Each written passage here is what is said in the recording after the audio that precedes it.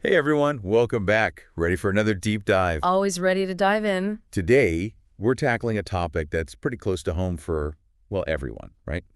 Healthy aging. Definitely a universal goal. We've got a whole stack of research here, Whoa. all about how to add not just years to your life, but life to your years. Quality over quantity, right? Exactly. And I gotta say, some of this stuff is pretty eye-opening, even for me. I mean, did you know that strength training can actually help protect your brain? I had no idea.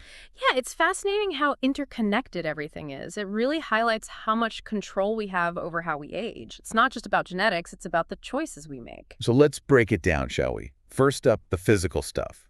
Seems like every study out there is screaming about how important it is to stay active. But it's not just about endless hours on the treadmill, You right? got it. Yeah.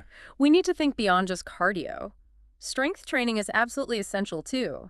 Lifting weights, body weight exercises, anything that challenges your muscles and helps build bone density. And why is that so crucial? Well, think about it. As we age, we naturally start to lose muscle mass and bone density.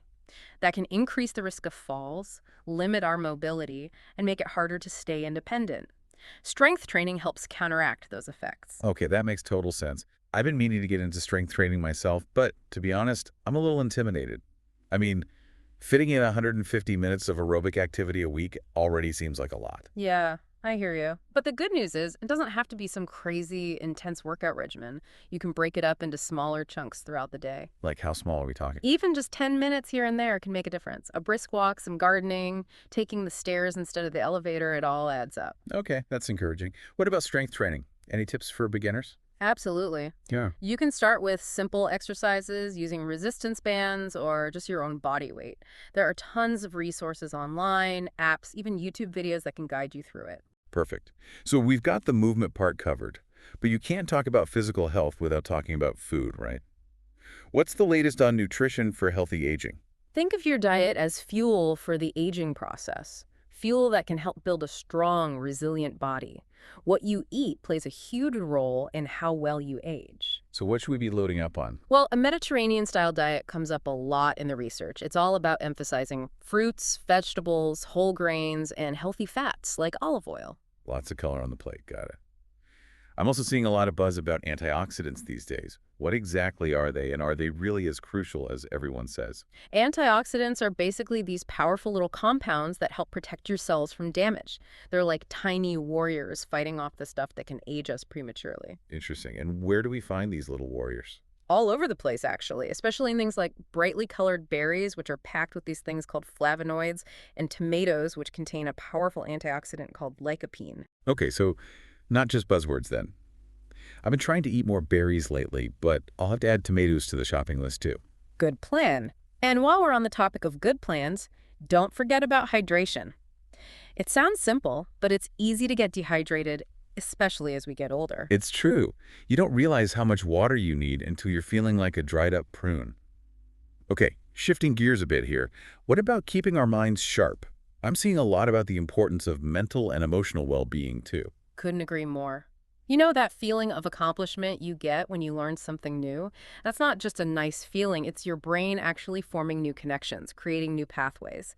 And that's what helps keep your mind sharp as you age. So learning keeps our brains young, basically. Exactly. And it doesn't have to be anything super complicated. Anything that challenges you mentally, gets you thinking in new ways, that's what matters. And speaking of learning new things, I actually took up pottery a few months ago. Oh, wow. How's that going? It's definitely harder than it looks, let me tell you. But I'm loving it. I get so focused when I'm working on the wheel. It's almost meditative. That's fantastic. And you've actually touched on two key points there. Engaging in challenging activities and finding things you genuinely enjoy. That sense of flow and enjoyment does wonders for your mental well-being. So what other kinds of activities can help keep the brain young? Oh, the possibilities are endless. You could learn a new language, pick up a musical instrument, take up photography, gardening, puzzles, brain training games, even just reading more often. Wow, it's quite a list. It's like they say use it or lose it. But it's not all about solo brain training, right? Hmm. I'm also seeing a lot about the importance of social connections, especially as we age. Absolutely. Social connections are like a lifeline, especially as we get older. Loneliness and isolation can be really detrimental, both mentally and physically. So it's not just about having a full social calendar. It's about having those deeper, meaningful connections. Hmm. Right. Exactly. Quality over quantity, always. Nurturing those close relationships, whether it's with family, friends, or people in your community, that's what makes a difference. It's about having that support system, that sense of belonging. It's like having a built-in buffer against stress, almost. Well, speaking of stress, there's another important factor for healthy aging that we can't overlook: sleep. Oh, sleep. The elusive sleep. I'm definitely seeing it mentioned a lot in this research, but I have to confess I'm sometimes guilty of burning the midnight oil. I think we've all been there. But here's the thing: a good night's sleep is crucial for so much more than just feeling rested. It affects everything from cognitive function to immune health to emotional regulation. So how much sleep should we be aiming for? Most adults need between 7 and 9 hours of quality sleep per night. And I emphasize quality because it's not just about the number of hours, it's about how well you sleep. Okay, so how do we improve our sleep quality? Asking for a friend. Well, establishing a regular bedtime routine can be really helpful. Make sure your bedroom is dark, cool, and quiet. Avoid screens for at least an hour before bed. All good advice. I'm definitely guilty of the screen time before bed. Speaking of good practices, let's talk preventative care. I'm seeing a lot in this research about regular checkups and screenings. It's so important to be proactive. Regular checkups allow your doctor to catch potential issues early on when they're often much easier to manage or treat. This is especially true for things like heart disease, diabetes, and some types of cancer. So it's not about being paranoid, it's about being informed and empowered. Exactly. Knowledge is power when it comes to your health. The more you know, the better equipped you are to make informed decisions. Well said. It's funny. I've always thought of aging as something to be dreaded, but going through this research, it's really got me thinking about it differently. Like, we actually have so much more agency than we realize. We can actively shape how we age. I love that. It's about embracing aging as a new chapter, not a decline. It's about seeing the possibilities, the opportunities for growth, and continued learning. Exactly. Okay, last but not least, I'm seeing some important stuff here about safety, especially fall prevention. Any tips on how people can stay safe as they get older? Falls are definitely a concern, but there are simple things you can do to reduce your risk. Start by making your home environment safer.